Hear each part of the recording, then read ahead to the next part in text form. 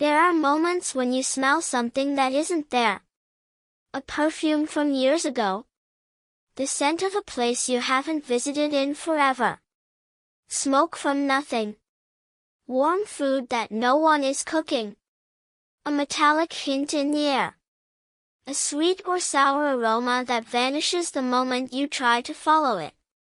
You look around, nothing. Nothing burning. Nothing open.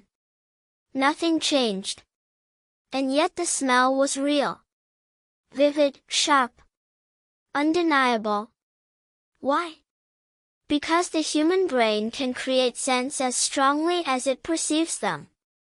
And it does this because smell is the oldest, most emotional, most deeply rooted sense you have. It goes straight into the limbic system, the brain's emotional core. Smells are not just chemicals. They are memories. Emotions. Warnings. Echoes of who you were.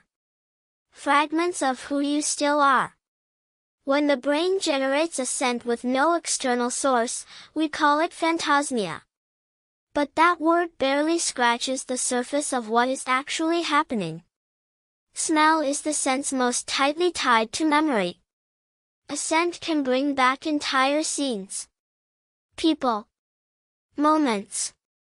Fear. Joy. Grief. And sometimes, a smell brings back a memory you didn't know existed.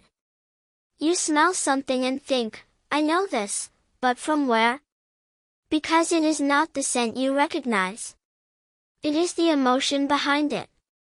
The brain stores emotional memories inside olfactory pathways. A smell is the key that unlocks an entire internal world. But phantasmia isn't always about memory. Sometimes, it's about prediction. When you're anxious, tired, hyperalert, or emotionally charged, the brain begins filling sensory gaps with expectations. It creates smells to complete emotional scenes. It simulates danger before danger appears. This is why many people smell smoke when stressed. Or perfume when remembering someone. Or hospital scents when grieving. Emotion becomes aroma because smell is the brain's oldest language. But then there is trauma. Trauma is not stored as narrative. It is stored as sensation. A trauma memory can return as a smell from childhood, the scent of someone who left, the odor of a frightening situation, the rain before an accident, cold metal, warm perfume, something hard to describe but impossible to ignore. The brain does not need real stimuli. It recreates them. To warn you. To remind you. To give shape to an emotion you haven't processed. And sometimes, phantasmia is the result of something even stranger, a hypersensitive internal olfactory system.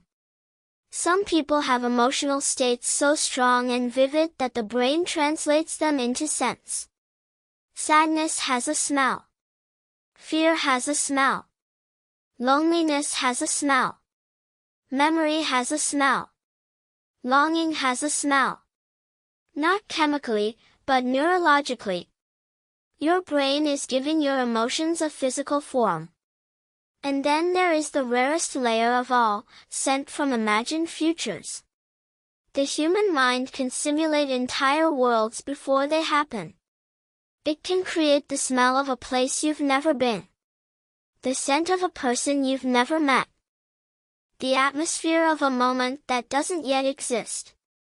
Not prophecy, simulation. The brain prepares you for emotional possibilities by creating sensory previews. People who experience phantasmia frequently tend to be deeply emotional, highly reflective, imaginative, sensitive to nuance, internally rich, introspective, memory-oriented. Their minds produce sensations from the inside out. The external world isn't required. Phantasmia isn't madness. It isn't dysfunction. It isn't always illness. Most of the time, it is memory, emotion, ancestry, instinct, a message, a whisper from a place inside you that still remembers. If this has ever happened to you, if you've ever smelled something so clearly that it felt impossible, comment below and tell your story. And if you want more real mysteries of the human mind, subscribe to Shadow Mind and leave a like. It helps me continue exploring the hidden senses inside you.